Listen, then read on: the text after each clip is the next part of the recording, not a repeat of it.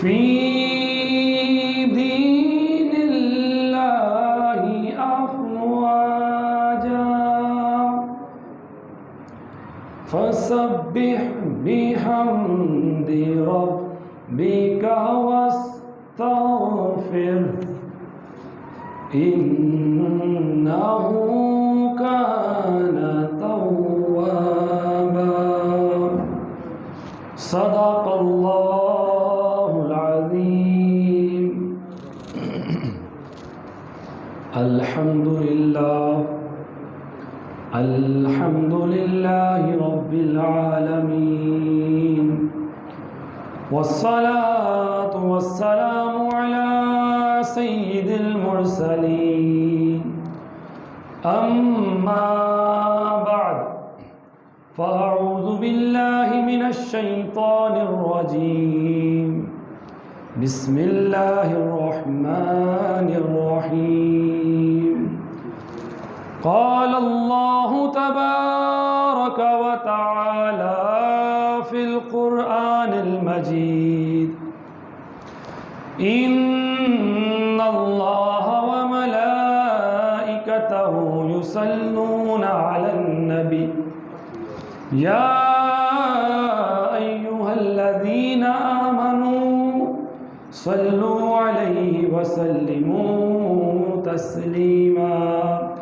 با آواز بلند محبت اور شوق کے ساتھ نبی پاک اور آپ کی آل پر درود و سلام پڑھ لیجیے. الصلاۃ والسلام علیک یا رسول اللہ وعلی آلک واصحابک یا حبیب اللہ. الصلاۃ والسلام علیک یا نبی اللہ وعلی آلک واصحابک یا نور اللہ. مولاي صل وسلم دائما أبدا على حبيبك خير الخلق كلهم.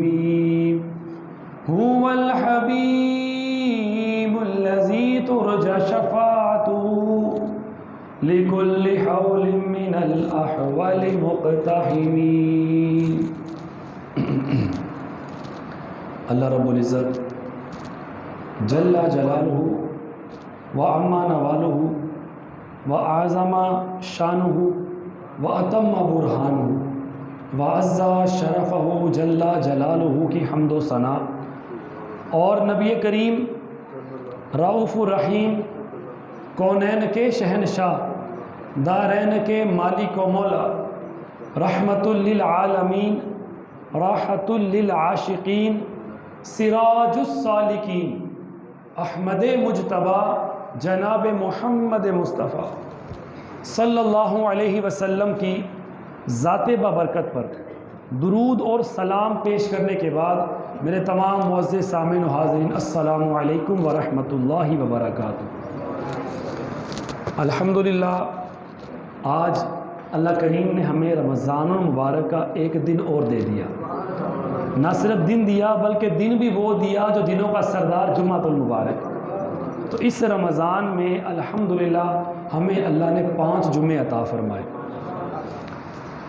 کئی بار یہ حدیث عرض کی آپ کو سنائی, آج پھر سن لیتے ہیں کہ نبی پاک صلی اللہ علیہ وسلم کے فرامین کے مطابق عام رمضان کے علاوہ کو جمعہ ہو, رمضان نہ ہو, کوئی بھی جمعہ ہو, تو اس دن کی فضیلت یہ ہے کہ اللہ کریم اس دن کے ہر عمل کے بدلے میں ہر بندے کو جو نیکی کر رہا ہے اس کو اللہ کریم 70 نیکیوں کا اجر عطا فرماتا ہے. کوئی بھی نیک آپ نے کام کیا تو وہی رمضان جب آ جائے اور جمعے کا دن ہو تو اللہ کریم ہمیں ایک نہیں سادہ لفظوں میں یوں سمجھ لیں کہ اللہ کریم رمضان کے اندر جو جمعہ آتا ہے ہمیں عام رمضان کے مطابق 70 جمعوں کا اللہ ثواب عطا فرماتا ہے. تو یہ بہت بڑی ایک برکت, ایک سعادت, ایک خوش بختی جو مجھے اور آپ کو اللہ نے عطا فرمائی ہے. اللہ کے ہر کام میں کوئی نہ کوئی حکمت ہوتی ہے.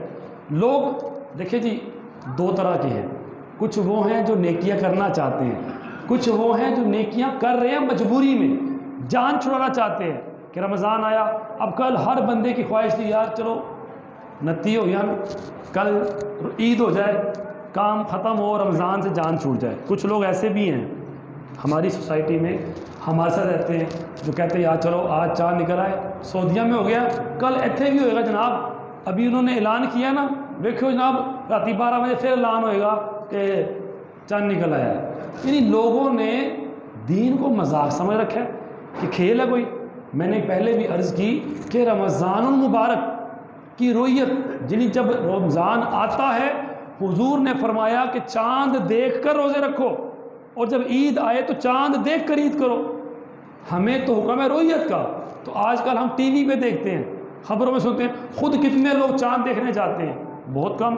پہلے وقت ہوتا تھا کہ لوگ پورا گھر، محلے کا محلہ، رمضان آنے والا ہے تو 29 کو جناب چھتوں پہ چڑھ جاتے ہیں اور خود اپنی آنکھوں سے چاند دیکھتے ہیں۔ اب مطلع ابر آلود ہو، بادل ہوں تو پھر معاملہ عجیب ہے، پھر چلیں جی پورے ملک میں کہیں بھی نظر آئے گا، رویت ہو جائے گی، کوئی شہادت دے گا، ٹی وی پہ اعلان ہو جائے گا، تب اور بات ہے۔ ایک ہے سب نے دیکھا بھی ہے اور ٹی وی پہ بھی اعلان ہو رہا ہے تو لوگ کہتے ہیں ہاں بھی ہم نے بھی دیکھا ہے۔ اب ہم نے حالات کیا کر لیے، ہم نے مفتی بنا لیا موبائل کو۔ آج لوگ علماء کے پاس نہیں آتے، فوراً نیٹ چیک کریں گے، کوئی سٹیٹس لگا کے ہمیں لایا۔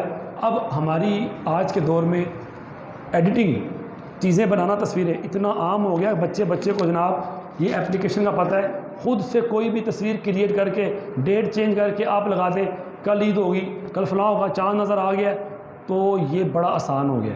یعنی آج کے دور میں یہ میڈیا ایک دجل ہے، دجال ہے۔ یہ بھی دجال کا مطلب ہے دھوکے دینے والا، فراڈ کرنے والا۔ تو اس وقت یہ سوشل میڈیا ایک بہت بڑا فراڈ کا کام کر رہا ہے ہمارے معاشرے کے اندر، اس پہ میں کرتا ہوں بات۔ لیکن اب سب سے پہلے آتے ہیں بات حدیث پاک کی طرف۔ نبی کریم صلی اللہ علیہ وسلم کا فرمان ہے، حضور فرماتے ہیں انما الاعمال بالنیات، کہ اعمال کا دار و مدار نیتوں پر ہے، جیسی نیت ہوگی ویسا عمل ہوگا۔ اور دوسری حدیث پاک ہے انما الاعمال بالخواتیم، کہ اعمال کا جو دار و مدار ہے وہ خاتموں پر ہے، اعمال کا اینڈ کس پر ہوتا ہے۔ یہ دونوں حدیثوں کو آپ نے اپنے ذہن میں رکھنا ہے۔ اب اس کے مطابق ہم نے اپنے پورے مہینے کا جائزہ لینا ہے۔ یوں سمجھ لیں یہ جمعۃ الوداع جو ہمیں مل گیا ہے، پورے رمضان کا محاسبہ کرنے کا، اپنا آڈٹ کرنے کا کہ یار ہم نے کیا ہے، رمضان ہمیں کیا دینے آیا تھا، ہم نے کیا لیا اور ہمارے پاس کیا بچ رہا ہے۔ نیکی تو کی آپ نے، لیکن نیکی کر کے جب اس کے اندر دکھلاوا شامل ہو گیا، ریاکاری آ گئی، وہ نیکی ضائع ہو گئی۔ نیکی کی تھی، اکاؤنٹ میں ثواب بھی آیا تھا، لیکن اس کی جناب ہم پرچار کر رہے ہیں، زکوٰۃ کسی کو دے رہے ہیں تو پورے محلے میں بتا رہے ہیں میں نے اس کو زکوٰۃ دی ہے۔ کسی کو آپ نے مدد کی ہے تو آپ راشن دے کے تصویریں بنا کے سوشل میڈیا پہ اپلوڈ کر رہے ہیں کہ غریب بیوہ عورت تھی، یہ بچے یتیم تھے، تو جناب ماں بدولت میں ہوں وہ جس نے ان کو راشن لا کے دیا۔ تو یہ نیکی نہیں ہے، یہ نیکی ختم ہو گئی، آپ کے نامہ اعمال میں 0 کا ثواب آئے گا، کیونکہ اللہ کو یہ پسند نہیں ہے۔ اللہ تعالیٰ کو نہیں پتہ آپ نے کس کی مدد کی ہے، آپ نے ہاتھوں میں پیسے رکھ کے دبا کے دے دیے، اس نے جیب میں ڈال دیے، دنیا کو نہیں پتہ چلا، پر رب کو تو پتہ تھا نا کس نے دیے۔ تو جس نے اجر دینا ہے وہ تو جانتا ہے میرا کون سا بندہ رات کے اندھیروں میں نیکیاں کر رہا ہے، چھپ کے نیکیاں کر رہا ہے، وہ کسی کے ذریعے کسی تک پہنچا رہا ہے، رب تو جانتا ہے۔ تو جب رب کو آپ کو بھی پتہ رب جانتا ہے تو دنیا کو دکھانے کی کیا ضرورت۔ ایسا کرنے والے جب قیامت کے دن اللہ کی بارگاہ میں جائیں گے تو رب کہے گا بھائی ان کے پاس جاؤ جن کے لیے تم نے یہ نیک کام کیے تھے، میرے سے اس کا اجر مت مانگو کیونکہ تم نے میرے لیے کام کیا ہی نہیں۔ تو اس لیے نیکی کرنا بڑا آسان ہے، اس کو سنبھالنا مشکل ہے، اور شیطان بڑا مکار ہے، یہ کبھی نہیں چاہے گا آپ نیکی کریں، اور یہ ڈائریکٹ بھی آپ کو نیکی سے روکے گا نہیں۔ مثال آپ نماز پڑھتے ہیں، سنتیں بھی پڑھتے ہیں، فرائض واجبات سب پورے کر رہے ہیں، نفل بھی پڑھ رہے ہیں، تو وہ سب سے پہلے آپ کے دماغ میں یہ شک ڈالے گا یار نفل پڑھیے تو ثواب ملتے ہیں، نہیں پڑھی تو گناہ کوئی نہیں ہے، تو اج رہن دے، مینوں کام دی جلدی بھی ہے تو چھوڑ دو، کوئی بات نہیں۔ تو انسان اس کی بات مان کے نفل چھوڑ دے گا۔ آپ نے ایک بار چھوڑا، جہاں آپ کے 10 منٹ نماز میں لگ رہے تھے مثال کے طور پہ، آپ 7 میں فارغ ہو گئے، آپ کو 3 منٹ کا سکون مل گیا اپنے حساب سے جو شیطان نے دل میں بات ڈالی، اب آپ گھر کے جلدی پہنچ گئے۔ اب آپ نے کیا کیا، ایک دو بار اور چھوڑ دی، اب آہستہ آہستہ نفل گئے، نفل ختم، اب بندہ نفل نہیں پڑھے گا، فرض پڑھے گا، وہ گیا، یا سنت موقدہ، اب وہ آہستہ آہستہ سنت موقدہ کی طرف آئے گا کہ یار تو سنتا ہی نہیں نا، یا کسی بھی وہ سو کارڈ اسکالر جو سوشل میڈیا پہ آ کے بولتے ہیں بھائی فرض جو ہے نا بس فرض نماز ہے، فجر کی 2 رکھتے ہیں، ظہر کی 4 رکھتے ہیں، عصر کی بھی 4 ہے، مغرب کی 3، عشاء کی 4، بس یہ نماز ہے، اس کے علاوہ کوئی نماز ہی نہیں۔ وہ کہتے ہیں سنت نماز نہیں ہے، وہ تو حضور صلی اللہ علیہ وسلم نے اضافہ کیا تو اس لیے کر دیا، یعنی کہ آپ کے نزدیک دین پھر کیا ہے؟ کیا نبی کا عمل دین نہیں؟ مجھے بتائیں قرآن پاک میں کوئی صورت، کوئی پارہ، کوئی ایک آیت ایسی دکھائیں جس میں لکھا ہو فجر کی 2 رکھتے ہیں یا 4 رکھتے ہیں، آپ نہیں دکھا سکتے۔ ظہر کی 12 رکھتے ہیں، کئی دکھا سکتے ہیں، نہیں۔ آپ کسی ایک نماز کا تعین کس طرح پڑھنا ہے وہ دکھا دیں۔ وہ اللہ نے قرآن میں کہا لقد کان لکم فی رسول اللہ اسوۃ حسنہ، وہ تمہارے لیے میرے نبی کی زندگی عملی نمونہ ہے، اور جو کچھ کرنا چاہتے ہو میرے مصطفیٰ کی زندگی میں دیکھ لو، جو انہوں نے جیسے کیا تم بھی ویسا کرو، وہی تمہارا دین ایمان ہے۔ اور آج لوگ کہتے ہیں نہیں جی بس ہمارے لیے قرآن و حدیث کافی ہے۔ اب قرآن و حدیث کیا ہے؟ قرآن میں جو باتیں ہمیں سمجھ آئی وہ صحیح، حدیث جو ہماری مرضی کے مطابق ہے بس وہی صحیح ہے، اس پہ عمل کرنا ہے۔ اس طرح کر کے لوگوں نے دین کو مذاق بنایا ہے، اور ہمارا نوجوان سوشل میڈیا اس پہ عمل کرتا ہے، کیونکہ ہم لوگ کیا ہیں، نفس کے پیچھے چلتے ہیں، تو نفس بھی اس چیز کی طرف بلاتا ہے جو اس کو آسان لگے۔ آپ نے نفس تارہ رکھتے پڑھنی ہے، 4 سنتیں غیر موقع ہے، اب وہ اس پہ نفس پہ مشکل گزر رہی ہے، اس کو یہ 4 سنتیں پڑھنا بڑا مشکل تکلیف دہ ہے، وہ بار بار بولے گا یار رہن دے کوئی گل نہیں پڑھیں گا تو گناہ تو نہیں ملا تینوں، پر یہ سمجھ نہیں آ رہی کہ پڑھو گے تو ثواب بھی ملے گا، وہ اس طرف نہیں لائے گا۔ تو شیطان ہمیں آہستہ آہستہ نیکی کے ذریعے ہی نیکی سے دور کرتا ہے۔ ایک روایت مشہور ہے نا حضرت امیر معاویہ رضی اللہ تعالیٰ عنہ کے بارے میں، کہ آپ سوئے ہوئے تھے، فجر کا وقت ہوا تو شیطان نے آپ کو سونے دیا، تھپکیاں دی بھائی سوتے رہو، آپ کی فجر کی نماز قضا ہو گئی، آپ اٹھے، بڑا دکھ ہوا، بڑی تکلیف کہ صحابہ ہیں، وہ صحابہ تو نماز قضا کرنا دور کی بات، تکبیر اولا اللہ اکبر جب کہتے اس کو چھوڑنا بھی گوارا نہیں سمجھتے تھے، وہ کہتے تھے میری تکبیر اولا بھی کیوں فوت ہو، تو نماز تو بڑی دور کی بات، بڑھا روئے، قضا تو کی پر اللہ سے معافیاں مانگی۔ اگلا دن ہوا تو آپ کے کمرے میں کوئی شخص آیا اور اس نے نماز سے پہلے اٹھایا کہ اٹھ جائیں، آپ اٹھ گئے تو آپ نے دیکھا وہ بندہ میرے نوکر چاکروں میں کسی سے ملتا بھی نہیں، پتہ نہیں کون ہے، کہا تم کون ہو اور مجھے کیوں اٹھانے آئے ہو؟ اس نے کہا جناب میں شیطان ہوں۔ آپ نے کہا شیطان ہو؟ اور شیطان تمہارا تو کام سلانا ہے، نماز سے دور کرنا ہے، اور تم مجھے نماز کے لیے اٹھانے آئے ہو، وہ کیوں؟ کہندا جناب کل تو نسوایا سی، تسی اٹھے تسی اللہ دی بارگاہ وچ اتنا روئے کہ تہاڈی ایک نماز دے بدلے اللہ نے تانوں 200 نماز کا ثواب عطا فرمایا، کہ آپ نے معافی مانگی رب سے، توبہ کی، تو میں نہیں چاہتا کہ آپ کو آج بھی 200 کا ثواب ملے، اٹھو تو ایک ہی پڑھو تو ایک دا ہی ثواب لگ جائے۔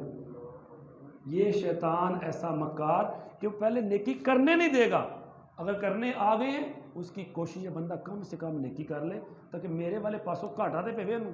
یہ شیطان بڑا مکار ہے، اور اس وقت سچے کھرے اور کھوٹے کی پرکھ کرنا بڑی مشکل ہے۔ مثال کے طور پر میں آپ کے سامنے بیٹھا ہوں، میرے چہرے پہ الحمدللہ سنت رسول سجی ہے، سر پہ حضور کی سنت امامہ شریف میں نے پہنا ہے، قرآن پاک سامنے ہے، میں بھی آپ کو دین کی بات بتا رہا ہوں۔ ایک بندہ اور ہے، وہ بھی جناب امامہ پہننا ہوا ہے، داڑھی رکھی ہوئی ہے، نبی کا نام لیتا ہے، تو پہچان کیسے کرے کہ اصلی کون سا نقلی کون سا ہے؟ میں نے کبھی بھی یہ نہیں کہا آپ کو، جو بات میں کہہ رہا ہوں آنکھیں بند کر کے اس پہ عمل کر لیں، میں نے ہمیشہ یہ کہا ہے کہ میری باتوں کو قرآن و سنت کے مطابق پائیں تو عمل کریں، جہاں میری بات قرآن سے ٹکراتی ہے، قرآن کچھ اور کہہ رہا ہے تو میری بات نہ مانیں، حضور کی عمل سے آپ کے فرمان سے ٹکراتی ہے تو میری بات مت مانیں۔ اب سب سے بڑا عنصر جو ہے نا وہ سمجھ لیجئے کیا ہے، اپنے ایمان اپنے عقیدے اگر بچانے ہیں تو سب سے بڑا عنصر ادب ہے، عشق رسول ہے، اور جس بندے کے اندر حضور کی محبت ہے، جو صحیح معنوں میں حضور کا عاشق ہے، وہ کبھی بھی آپ کو گمراہی کی طرف لے کر نہیں جائے گا، نہ خود گمراہ ہوگا نہ آپ کو بھٹکنے دے گا۔ اور جس بندے کے اندر عشق رسول ہی نہیں، جس بندے کے بات ہی نہیں تمیز سے کرنی آتی، وہ نبی کے بارے میں بات کرتے ایسے بات کرے جیسے عام انسان کے بارے میں بات کر رہے ہیں، اور نبی کے صحابہ کے بارے میں بات کرے تو چھوٹے بچوں کی طرح بات کرے، ایسا بندہ با ادب نہیں بے ادب ہوگا، تو بے ادب سے دین سیکھنا تو کیا سیکھا؟ شیطان کیا تھا؟ فرشتوں کا سردار تھا. اس نے کیا کیا؟ ایک بے ادبی کی. رب نے کہا سجدہ کرو، سب فرشتوں نے سجدہ کیا الا ابلیس. یہ قرآن کہتا ہے. اس نے انکار کیا. کیا بولا؟ اکڑ گیا کہ میں آگ ہوں، یہ مٹی ہے. تو آگ تو مٹی کو جلا دیتی ہے، میں آدم سے بہتر ہوں، میں سجدہ آدم کو نہیں کروں گا. یہ اس نے نافرمانی کی، ناشکری بھی کی رب کی، اور رب کے نبی کی توہین کی، تعظیم نے کی. وہ سجدہ عبادت کے لیے نہیں تھا.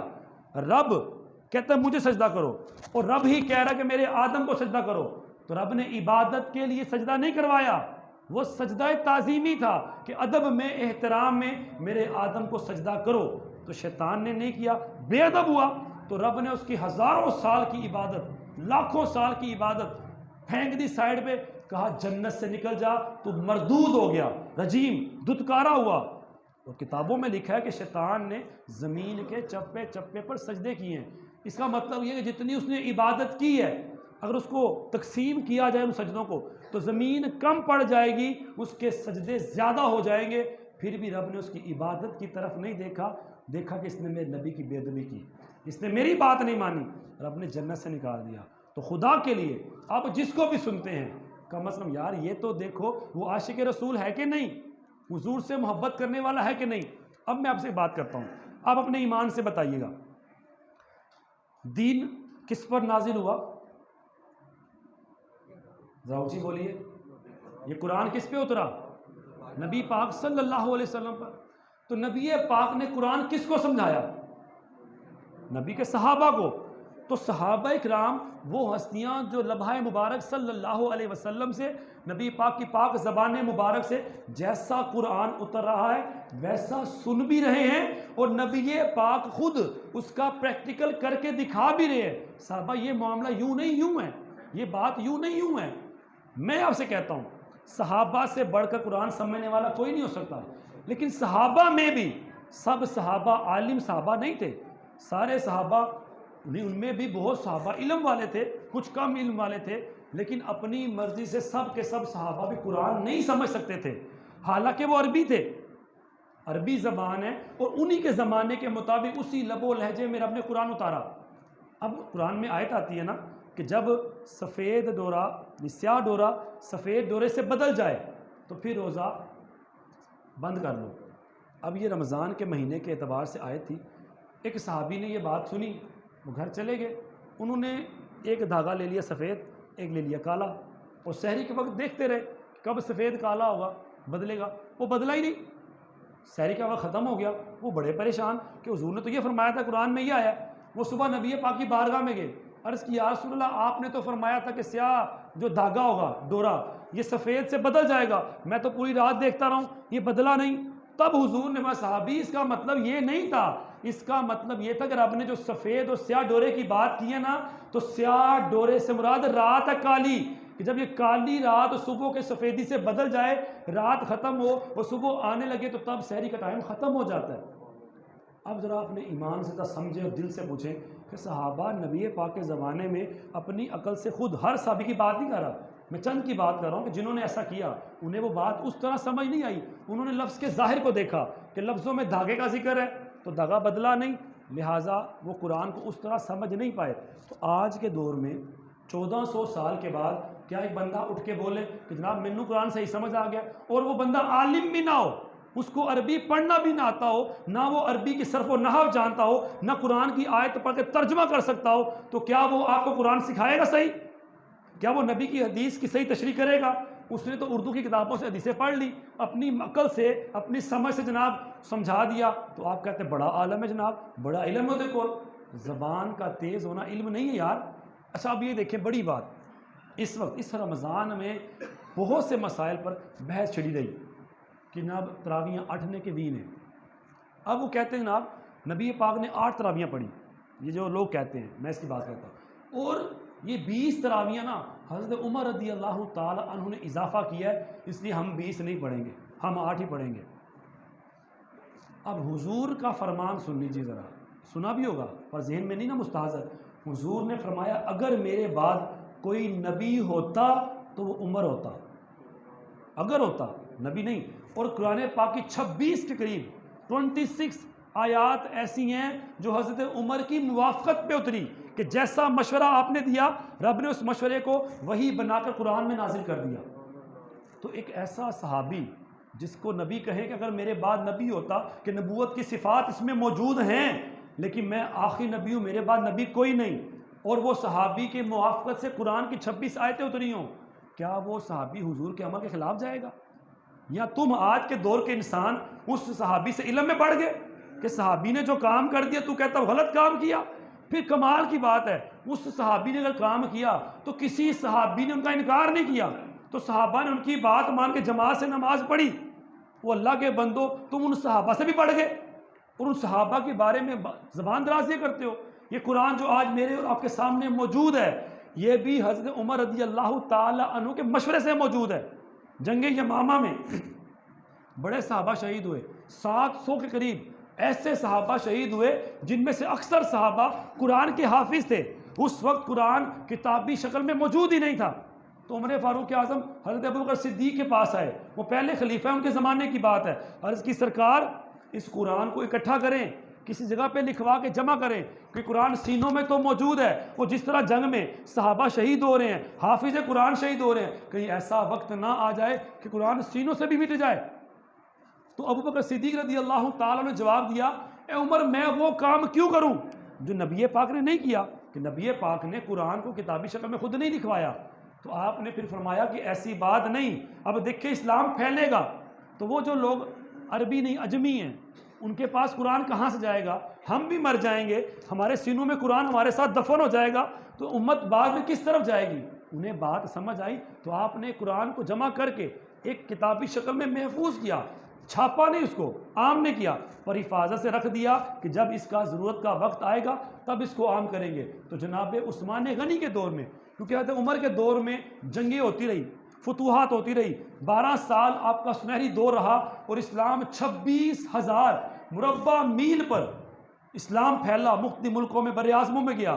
اب ضرورت پیش آئی کہ بڑے مسلمان آگے، عربی بھی ہو گئے مسلمان، اجمی بھی ہو گئے، اب قرآن، تو اب عثمان غنی رضی اللہ تعالیٰ عنہ نے وہ قرآن کا نسخہ خاتم المؤمنین سے منگوا کر اس کی نقلیں تیار کروا کر پورے صوبائی حکومتوں میں پہنچائیں، کہا اس کی مزید کاپیاں تیار کرو اور پھر مسلمانوں میں عام کرو، سب مسلمان اس قرآن کے مطابق زندگی گزاریں۔ اسی لیے حضرت عثمان غنی کو جامع القرآن کہتے ہیں کہ پوری امت کو ایک قرآن پہ جمع کرنے والا۔ یعنی تم آج کے دور میں صحابہ سے اوپر چلے گئے یار، کہ میری عقل یہ کہتی ہے، حدیث کے لفظ یہ لکھے ہوئے ہیں، پھر حدیث وہ جو اپنی مرضی کی ہے۔ حدیث ایک چیز نوٹ کر لیں، صرف بخاری حدیث کی کتاب نہیں ہے، اور ترمذی، نسائی، ابو داؤد، مسلم، یہ 6 صحاح ستہ میں آتی ہیں۔ ان کے علاوہ حدیث کی بہت سی کتابیں ہیں جو صحیح احادیث ان میں بھی موجود ہیں، پر لوگوں نے رٹ لگا لی کہ جناب نہیں جی بخاری بھاؤ، کیوں؟ اب اس کی نا آپ کو وجہ بتاتا ہوں۔ امام بخاری جن کو پڑھ کے وہ بندہ آج بڑا لوگوں کو گمراہ کرنا چاہ رہا ہے، بھئی آپ رفع دین کیوں نہیں کرتے؟ امام بخاری نے پورا باب باندھا ہے کہ نماز کے اندر رفع دین کرو، بار بار ہاتھ اٹھاؤ، اور پھر چاروں ائمہ، امام اعظم ابو حنیفہ، امام شافعی، امام مالکی، امام احمد حنبل، ان چاروں کے خلاف ہے، کہتے ہیں سب جھوٹے ہیں، یہ سارے امام، کہ تمہارے سارے بابے جو پہلے کعبہ کے اندر 4 مصلے بچھتے تھے، کیوں جی ایک مصلہ ہونا چاہیے، سب ایک نماز کیوں نہیں پڑھتے؟ یہ سب جھوٹے ہیں، سب غلط ہیں۔ پھر اسی امام بخاری کی کتاب سے ان کو مان بھی رہے، امام بخاری خود شافعی تھے، امام بخاری خود مسلک کے اعتبار سے کیا تھے؟ شافعی سنی تھے، وہ کہ امام شافعی کے مسلک پہ چلتے تھے، اور چونکہ امام شافعی کے نزدیک نماز کے اندر رفع دین کرنا جائز ہے، اس لیے امام بخاری نے رفع دین کا باب باندھا اپنے مسلک کی تائید کے لیے۔ اگر وہ احناف سے ہوتے تو شاید باب نہ باندھتے، تو آپ نے اس کے اوپر لانے والی حدیث جن میں حضور نے رفع دین کیا اس کا باب باندھا، اور جس میں حضور نے رفع دین نہیں کیا، حضور نے چھوڑ دیا، ان کو پروموٹ آپ نے نہیں کیا، تو وہ بندہ امام شافعی کو مانتا بھی نہیں، اور امام بخاری کو مان کر ہمیں کہتا جی امام بخاری دکھاتے ہیں، امام بخاری خود شافعی ہیں، تم امام شافعی کو مانتے نہیں۔ جھوٹا بندہ کہ ایک طرف بات اور کر رہا ہے دوسری طرف اور، یہ پوری ایک لابی ہے۔ اس وقت میں آپ سے عرض کروں گا، اب اس وقت ہر مسلمان جو بندہ یہاں بیٹھا ہے، ہر ایک کے پاس تقریباً ٹچ موبائل ہے، اور ہمیں نیٹ چلانا تقریباً آتا ہے، اور نوجوان کوئی مسئلہ فوراً نیٹ کھولتا ہے۔ اس وقت ایک سروے کے مطابق 2-3 لاکھ کے قریب ایسی ویب سائٹ موجود ہیں ویب سائٹ گوگل کے اوپر کہ جب آپ سرچ کرتے ہیں اسلام کے نام پر تو 2-3 لاکھ ایسی ویب سائٹ ہیں جن کو چلانے والے یہودی ہیں یا عیسائی ہیں۔ نان مسلم کافر لوگ مسلمانوں کی ویب سائٹ چلا رہے ہیں۔ آپ کو نہیں پتا کس ویب سائٹ سے آپ مسئلہ دیکھ رہے ہیں، آپ کو نہیں پتا یہاں پہ کون سا مفتی بیٹھا ہوا ہے، اور ہم نے مسئلہ پڑھ لیا، آپ کا جی فلاں کتاب کا حوالہ دیا ہوا تھا، یہ تھی۔ یہ چیزیں ان لوگوں نے ہمیں دین سے بھٹکانے کے لیے، ہمارے اندر انتشار ڈالنے کے لیے کی۔ میں آپ کو یہاں یہ ویڈیو ریکارڈ ہو رہی ہے، اوپن چیلنج کرتا ہوں، آپ ایک کتاب نوٹ کر لیں، انگلش میں اس کا نام ہے the British spy in Islamic countries, the British spy in Islamic countries. اس کا اردو میں ترجمہ ہوا ہم فرے کے اعترافات، جس کا مطلب یہ ہے کہ دا برٹش اسپائی، برطانیہ کے جاسوس اسلامی ملکوں کے اندر۔ ہم فرے خود جاسوس تھا، اس نے جب مرنے کے قریب آیا نا، بیمار ہو گیا بڑا سخت، اس نے کتاب لکھی، اور مرنے سے پہلے اس نے اعتراف کیا کہ ہم نے کس طرح مسلمانوں کے ملکوں میں جا کر مسلمانوں کے اندر فرقہ واریت کو عام کیا، کس کس فرقے کو ہم نے پروموٹ کیا، وہ سارا اس بندے نے لکھا۔ کہتا ہے 5 جاسوس تھے، جن میں 2 عورتیں تھیں اور 3 مرد تھے، جو مسلمانوں کا ہم نے پورا دین سیکھا، قرآن زبانی یاد کیا، عربی سیکھی ترجمے کے ساتھ دیگر زبانوں میں، تاکہ ہمیں صحیح فقہی مسائل، چاروں فقہ، امام شافعی، امام مالک کی فقہ، ان سب کو سیکھا۔ جاسوس تھے، ان کی ملٹری نے تیار کیا اور ان کو اسلامی جو ملک ہے ہمارے عربی، وہاں بھیجا۔ یہ وہاں پہ جا کر اپنا نام بدل دیا، مسلمانوں والا نام رکھ لیا۔ ایک شیخ احمد تھے، شیخ احمد، جو محدث قرآن تھے، مفسر قرآن تھے، حدیث کا درس دیتے تھے، ان کے پاس آ کے ان کے پاس بیٹھتا۔ یہ اس نے خود لکھا ہے، یہ میں اپنے نہیں، آن دا ریکارڈ نیٹ پہ چیک کر لیں، یا کتاب موجود ہے۔ اس نے کہا کہ میں ان کے پاس رہتا، ان کی شاگردی میں آ گیا، نمازیں پڑھتا، ان کے سامنے تہجد پڑھتا، روزے رکھتا۔ اب یہ دیکھیں کس طرح مسلمانوں کو ورگ لایا جاتا ہے، تباہ کیا جاتا ہے، ہمارا لبادہ اوڑھ کے، ہم میں گھس کر بھیڑیے ایسا کام کر رہے ہیں۔ تو کہتا ہے شیخ احمد مجھ سے بڑے متاثر ہوئے، ان کی بیٹی تھی، انہوں نے اپنی اس بیٹی کا مجھ سے نکاح کر دیا۔ کہتا ہے حالانکہ میری اپنی شادی تھی، میرے بچے بھی تھے، لیکن وہاں میں نے اس سے بھی نکاح کر لیا ان کے طریقے کے مطابق۔ اب وہاں پہ رہتے ہوئے میں نے ایک بندے تلاش کرنا شروع کیے، کون سے ایسے بندے ہیں جو تھوڑے باغی طبیعت کے ہیں، ہے وہ عالم ہو، دین کو جانتا ہو، لیکن ہو اندر سے باغی، کہ جو لوگوں کو اپنے مطابق چلانا چاہے۔ کا ایک بندہ میں نے دیکھا جو بڑا عالم تھا اور بڑا شدت پسند تھا، لوگوں سے بڑی باتیں کرتا ہر طرح سے، اس کو میں نے دوستی میں پہلے ڈالا، بڑا دوست بن گیا۔ پھر میں اس کو اس عورت کے پاس لے کے گیا جس کا نام شبانہ رکھا تھا انہوں نے، ہے وہ جاسوس، کافرہ تھی، انگریز تھی، لیکن وہ عیسائی ہو کر بھی مسلمانوں والے کام کر رہے۔ اس کے پاس لے کے گیا کہ بڑی نیک عورت ہے، بڑی ایسی ہے، اس سے ملاقاتیں کروائیں۔ اب آہستہ آہستہ اس کے دل میں اس کی محبت جاگ اٹھی۔ اب وہ بھی شادی شدہ تھا، کہتا ہے لیکن میں نے اس کو زنا کروا دیا، اور پھر میں اس کا چشمدید گواہ بن گیا۔ اب جب وہ زنا کر کے باہر آیا تو میں نے اس سے بولا بھائی تو نے زنا کیا ہے، بدکاری کی ہے، میں ایسا گواہ ہوں، میں باہر جا کر لوگوں میں تیرا بانڈا پھوڑ دوں گا، اب تو بچے گا نہیں، لوگ تجھے ماریں گے۔ اب اس نے کہا یار تو ایسا کام نہ کرنا، میری تو عزت نہیں رہے گی۔ اب کرتے کرتے اس نے ایک کام ایسا کر، ایک کتاب لکھ جس میں جو مسلمانوں کے عقائد ہیں ان سے تو ہٹ کے عقائد لکھ۔ اب اس بندے نے پھر عقیدے لکھے، اور سارے کے سارے عقیدے نبی پاک کی تعظیم میں نہیں، توہین میں لکھے۔ اس نے جناب کہا کہ جتنے مسلمان یہ مزارات، یعنی صحابہ کے مزارات اس وقت بھی موجود تھے، لوگ جاتے تھے دعاؤں کے لیے، میں کہتا ہوں آج بھی مزارات پہ جانا غلط نہیں، وہاں جا کے دعائیں مانگنا غلط نہیں، لیکن مزار پہ اگر اس نیت سے جاتے ہیں کہ جو مزار میں لیٹا ہوا بزرگ ہے بابا جی، اگر یہ مجھے دیں گے تو مجھے ملے گا، ویسے نہیں ملے گا، اللہ مجھے نہیں دے رہا، یہ شرک ہے، اس کو میں شرک کہتا ہوں۔ یہ کہے کہ یا اللہ یہ تیرا نیک بندہ ہے، تیرا بڑا قریبی بندہ ہے، تیرے نبی کا صحابی ہے، اس نے بڑا مقام حاصل کیا تیری بارگاہ میں، تو نے قرآن میں کہا رضی اللہ عنہم ورضوا عنہ، اللہ ان سے راضی اور یہ اللہ سے راضی، بولا اس کے صدقے میری دعائیں قبول فرما۔ تو یہ تو درست ہے، یہ تو اسلام بھی کہتا ہے کسی کے وسیلے سے مانگو، اللہ کی بارگاہ میں نیک لوگوں کے واسطے پیش کرو، آل پاک کے، نبی پاک کی آل کے پیش کرو، نبی پاک کے واسطے، تو اس کا انکار نہیں۔ یا ایھا الذین آمنوا اتقوا اللہ وابتغوا الیہ الوسیلہ، 6واں پارہ کھول کے دیکھ لیں، اللہ کہتا ہے ایمان والو تقوی اختیار کرو اور اللہ کی طرف وسیلہ تلاش کرو۔ تو یہ اللہ ہم تیرے نیک بندے نہیں، پر یہ نیک بندے ہیں، ان کے صدقے ہماری دعائیں قبول فرما، تو یہ غلط نہیں۔ شرک میں نے بتا دیا کیا ہے۔ اب اس نے مزارات، اگر آپ میں سے کوئی بندہ آج بھی سوشل میڈیا چیک کرتا ہے، کتابوں میں سعودیہ عرب کے اندر جب یہ سعودی حکومت آئی، اس سے پہلے جنت البقیع کے اندر جتنے بھی قبریں تھیں جتنے بھی مزارات ان پہ باقاعدہ گنبد بنے ہوئے تھے. ہر امہات المؤمنین کا الگ حجرہ ہے, مطلب اس کو الگ بنا دیا گیا. صحابہ کرام ہیں, ان کے مزارات تھے. یہ تو سعودی حکومت جب آئی تو ان میں وہ نجدی لوگ جب آئے انہوں نے کہا جی شرک بدعت ہے, اسے ختم کیا. یعنی صحابہ نے اپنے ہاتھوں سے تیار کیے ہوئے تھے. تو کیا صحابہ مشرک تھے سارے معاذ اللہ؟ وہ بدعتی تھے, انہیں نہیں پتا تھا کیا کام صحیح ہے کیا غلط ہے. یعنی ان سے اچھا دین ہمیں آ گیا آج. تو یہ دین ہے. وہ کتاب جب چھپی اس میں تو یہاں تک لکھا ہوا ہے کہ سب سے بڑا صنم اکبر, صنم بت کو بولتے ہیں, اور سب سے بڑا بت معذرہ نبی پاک کا روزہ ہے. یہ گنبد خضرا کو بت اکبر, صنم اکبر کہا گیا کہ اس کو بھی توڑ دیا جائے. اور اس بندے نے ٹیم تیار کی اپنی. پھر جتنے بھی مسلمان کہتے ہیں ہمارے عقیدے پہ جو لوگ ہیں وہ مسلمان ہیں, ہمارے علاوہ جتنے لوگ مسلمان کہلاتے سب مشرک ہیں, اور قرآن کہتا ہے مشرکوں کو مارو. پھر ان لوگوں نے مارا, مسلمانوں کو قتل عام کیا مسلمان ہو کر. یہ ہے وہ چیزیں جو ان انگریزوں نے کروائی ہم سے, اور آج بھی کروا رہے ہیں. وہ ہمارے اندر سے بندہ تلاش کرتے ہیں تھوڑا باغی ذہن کا, چرب زبان, اس کو جناب کہتے ہیں تیرے ساتھ ہے, مجھے بتائیں. اب وہ بندہ ایک ہے جس کو تقریباً سب لوگ جانتے ہیں, جیلم میں بیٹھا ہوا ہے. اب وہ جناب اپنے کمرے سے باہر ہی نہیں آتا. اس کو بڑے بڑے افسروں کی سپورٹ موجود ہے. وہ سپورٹ کہاں سے آ رہی ہے؟ دیکھ لیں معاملہ. تو قرآن پاک کی تشریح, احادیث کی تشریح غلط بیان کی جا رہی ہے. حدیث کچھ اور ہے اور بیان کچھ اور ہو رہا ہے. میں نے وہی بات کی نا کہ صحابہ کا عمل, جناب عبداللہ ابن مسعود رضی اللہ تعالیٰ عنہ یہ صحابی رسول ہیں اور صحابہ میں سب سے بڑے عالم ہیں, اور انہوں نے ساری زندگی مدینے میں گزاری, یہ مدینے سے باہر نہیں گئے. حضرت عبداللہ ابن مسعود رضی اللہ تعالیٰ عنہ, ان سے لوگوں نے پوچھا, کتابوں میں حدیثیں موجود ہیں کہ یہ بتائیں نبی پاک نماز کیسے پڑھتے تھے. انہوں نے فرمایا دیکھو میں نماز پڑھنے لگا ہوں, اس طریقے کے مطابق حضور نماز پڑھتے.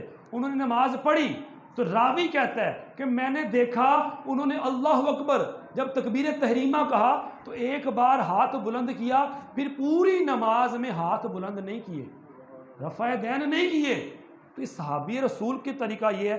آج ہم بس حدیث کو دیکھ کر نبی پاک نے شروع میں رفع دین کیے, ہاتھ اٹھائے, لیکن بعد میں چھوڑ دیے.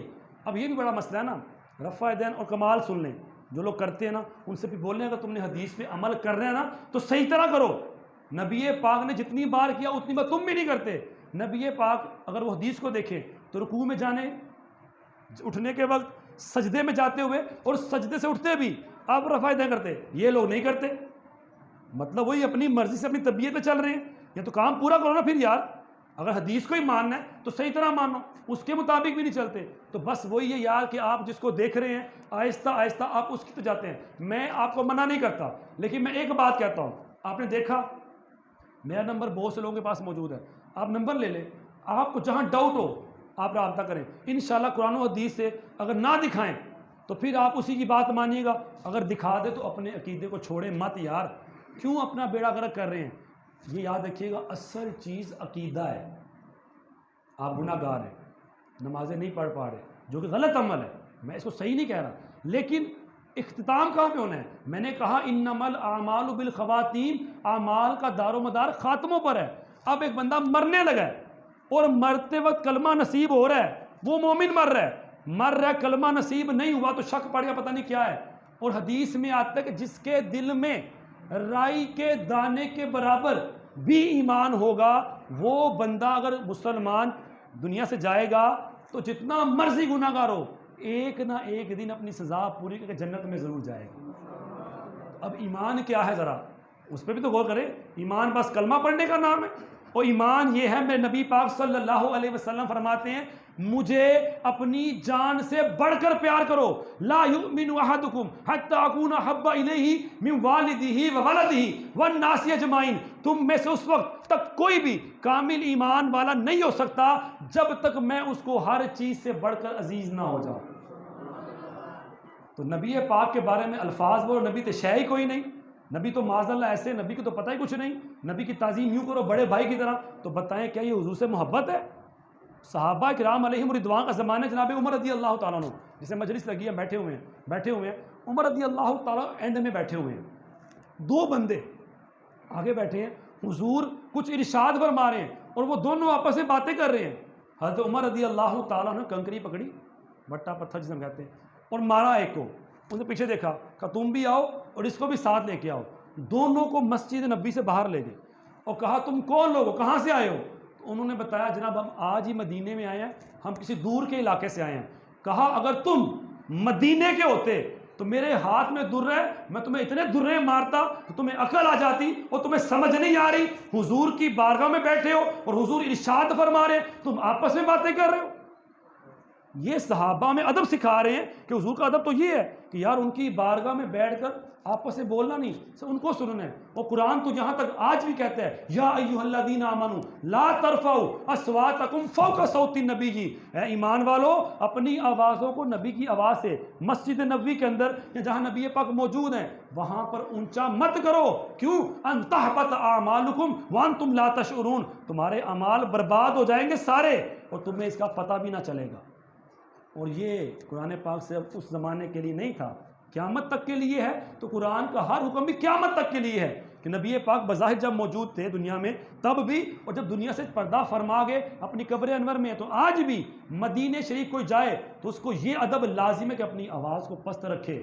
اونچا بولے گا تو اس کے نامہ اعمال برباد ہو جائیں گے. اور یہ میں نہیں کہہ رہا، احادیث کو اٹھا کے دیکھیں. اما عائشہ صدیقہ طیبہ طاہرہ رضی اللہ تعالی عنہا، آپ کے حجرے میں نبی پاک کی قبر مبارک بنی تو آپ اپنے کمرے میں کسی کو کیل تک ٹھونکنے نہیں دیتے تھے، بلکہ جو اطراف میں پاس گھر تھے انہیں بھی منع کرتی تھی کہ خبردار کوئی بھی اپنے گھر میں شور شابہ نہ کرے، تم شور کرتے ہو میرے نبی پاک قبر مبارک میں تکلیف ہوتی ہے. یار یہ ادب اماں جی سکھا رہی ہیں، وہ صحابہ سکھا رہے ہیں. تو آج کا مسلمان بولے نبی بس ہاڈے ورگا. یار کس دین کو تم سیکھ رہے ہو؟ یعنی اپنے نبی کا کلمہ پڑھ کے اور نبی کی تم ادب نہیں کر رہے، بے ادبی کر رہے ہو اور بے ادبی کو دین سمجھتے ہو. یہ اسلام ہے؟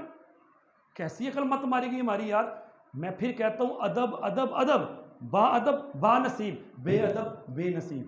اسلام دین سکھاتا ہی ادب ہے.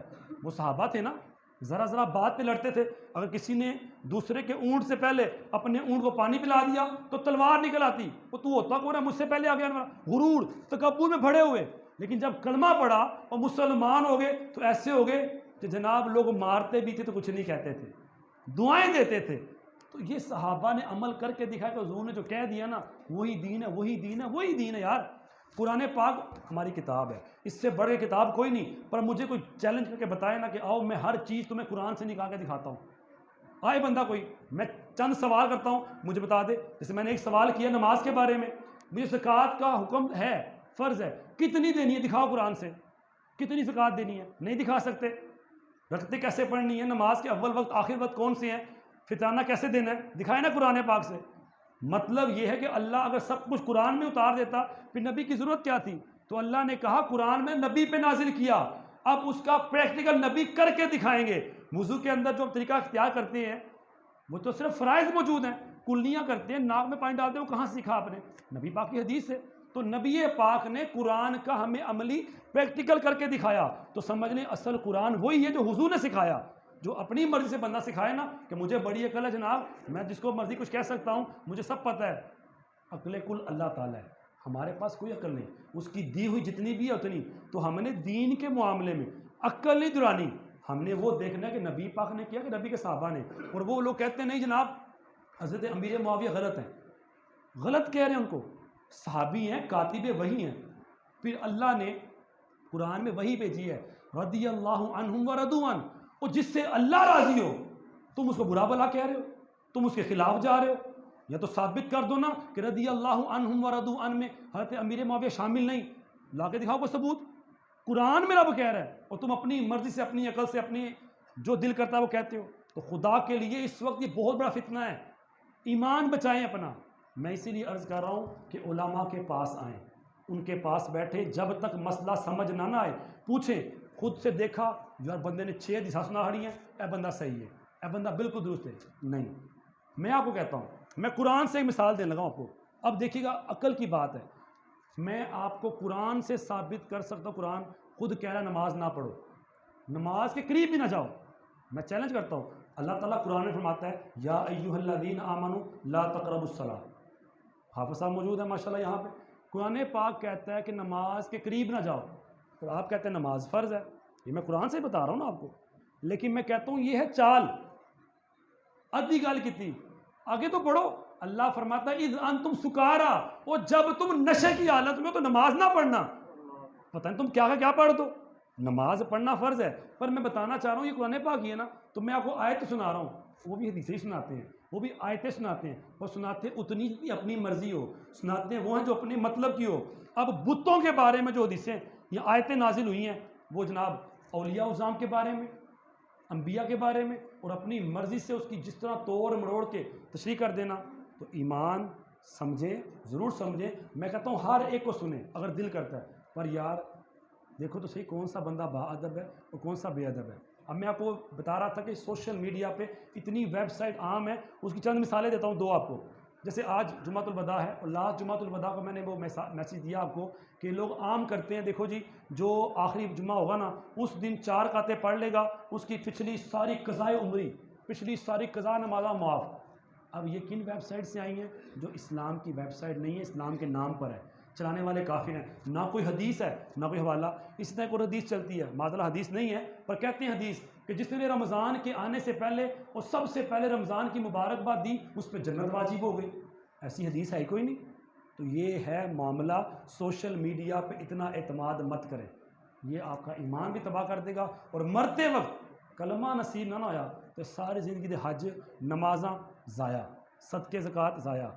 اسی کو ملے گا جو حضور کا عاشق ہوگا، کلمہ پڑھنے والا، حضور سے محبت کرنے والا، اور کلمے پہ جس کا دم نکلے گا وہ دنیا میں بھی کامیاب، آخرت میں بھی کامیاب۔ عشق سرکار کی ایک شمع جلا لو دل میں، عشق سرکار کی ایک شمع جلا لو دل میں، اور بعد مرنے کے لحد میں اجالا ہوگا۔ اس لیے حضور سے محبت کرو، لکھ کرے کوئی کردہ پاویں، وہ دل تھی اللہ اللہ جے نہیں ہو دل وچ عشق نبی دا سمجھو بھانڈا خالی ہے۔ وہ نبی کے عشق کے بغیر ہمارے دل کا برتن خالی ہے۔ جس دل میں حضور کی محبت ہے نا وہ دل اچھا ہے، وہی سچا ہے، وہی کامیاب ہے۔ اللہ کریم مجھے اور آپ کو اس رمضان المبارک کا جو آخری ایام گزرنے والے ہیں، چند گھنٹے رہ گئے یار، کیسا گزارا پتہ نہیں، پر جو تھوڑا رہ گیا نا اس کو صحیح گزار لیں، اس میں رب کی بارگاہ میں توبہ کریں، معافیاں مانگیں، اس رمضان کو اپنے سے راضی لے کر جانے کی دعا کریں کہ یا اللہ یہ رمضان مجھ سے راضی جائے، تیرا مہمان آیا تھا صحیح طرح قدر نہیں کر سکے، ادب و احترام نہیں کر سکے، جس طرح راتوں کو قیام کرنا چاہیے تھا نہیں کر پائے، مولا توفیق دے اگلے سال انشاءاللہ رمضان آئے گا، پر پتہ نہیں ہم میں سے کتنے لوگ موجود ہوں گے۔ تو جمعے کا دن ہے، جتنا صدقہ خیرات کر سکتے کر دیں، یہ میری بات شاید بعد میں سمجھ آئے، کیونکہ اس وقت آپ کا 1 روپیہ بھی وہ آپ کو اللہ دنیا میں اس کے بدلے میں 700 روپے دے گا یار۔ یہ جمعے رمضان کی بات کر رہا ہوں، اس کے بعد جتنے بھی جمعے آئیں گے پھر یہ فضیلت نہیں ملے گی۔ تو رمضان میں خرچ کیا ہوا 1 روپیہ، 100 روپیہ، 1000 روپیہ وہ لاکھوں تک پہنچائے گا آپ کو، آپ کے مال میں اضافہ ہوگا، برکت ہی برکت ہوگی، اور جس سے نیکی کر سکتے ہیں۔ کوئی غریب رہ گیا محلے میں دیکھیں یا اس کے گھر تک کوئی چیز پہنچا دیں، اس کے بچوں کو سوٹ لے دیں، نہیں اس نے لیے ہوئے، یہ آپ کا حق بنتا ہے۔ نبی پاک یتیموں سے بڑی محبت کرتے تھے، حضور نے تو عید کی نماز لیٹ کر دی تھی یتیم کے لیے۔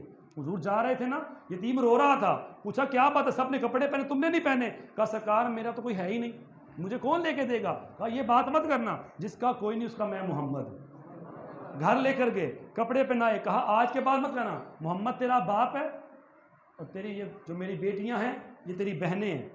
اس طرح اس کو یتیم کی دل جوئی کی اور ساتھ نماز پڑھنے لے کر گئے۔ یار ہم بھی تو اسی نبی کی امتی ہیں، بلکہ یتیم کے سر پر جب بندہ ہاتھ پھیرتا ہے نا صرف شفقت سے، پیسے دینے کی بات کی ہے، آپ نے بڑے پیار سے شفقت دی، دلاسا دیا، تو جتنے اس کے بال آپ کے ہاتھ کے نیچے آئیں گے نا اللہ اتنے گناہ معاف کر دے گا۔ تو یار اللہ ہاتھ پھیرے اتنا گناہ معاف کر رہے ہیں، اس کے کپڑے لے کے دو، اس کی ضروریات کی چیزیں لے کے دو، اس کو دل خوش ہوگا کہ مجھے فلاں انکل نے کپڑے لے کے دیے تھے، وہ دل سے خوش ہوگا، دعا نہیں بھی کرے گا، بچہ اسے کیا معلوم، پر اللہ اس کی برکت سے آپ کو اتنا کچھ عطا فرمائے گا۔